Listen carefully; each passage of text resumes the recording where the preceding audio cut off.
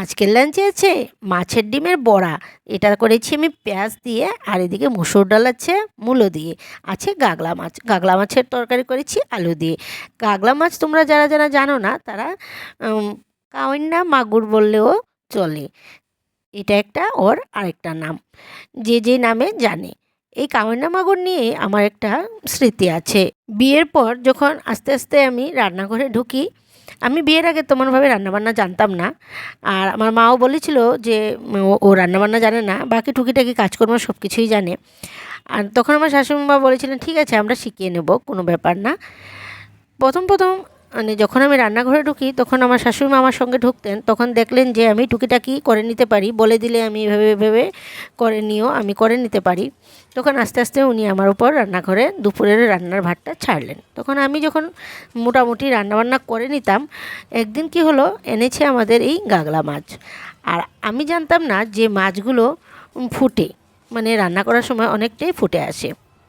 তখন আমার এই ট্রিক্সগুলো জানা ছিল না যে কোন মাছ কীভাবে রান্না করতে হয়। আর আমি এটা মানে সাধারণভাবে রুই বাউস মাছের মতনই রান্না করছিলাম।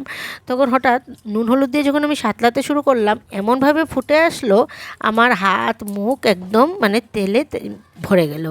খুব বেশি ফুটে এসে মানে আমার গায়ে মানে ফুসকা পড়ে গেল আর কি। তখন আমার শাশুড়িমার সামনে ছিলেন না, আমি দৌড়ে গিয়ে ওনাকে দেখালাম, উনি আমার মানে যা করতে হয় সেগুলো করলেন।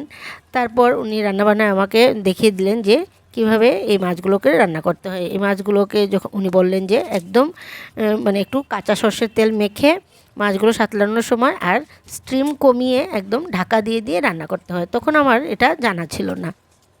তারপর জানতে পারলাম যে কিছু কিছু মাছ আছে যেগুলোকে মানে এইভাবে ঢেকে ঢেকে রান্না করতে হয়। তেল ফুটে এসে আমার যে বীভৎস কাণ্ড হয়েছিল আমার হাতে আর মুখে, সেই থেকে আমি এই মাছগুলোকে দেখলেই ভয় পাই। খেতে খুবই ভালো মাছটা, কিন্তু ওই আগের কথাটা আমার মনে পড়ে যায়। তাই দেখবে যে মাছগুলোকে না সাঁতলে রান্না করা যায়, আমি সেভাবে না সাঁতলেই রান্না করে থাকি।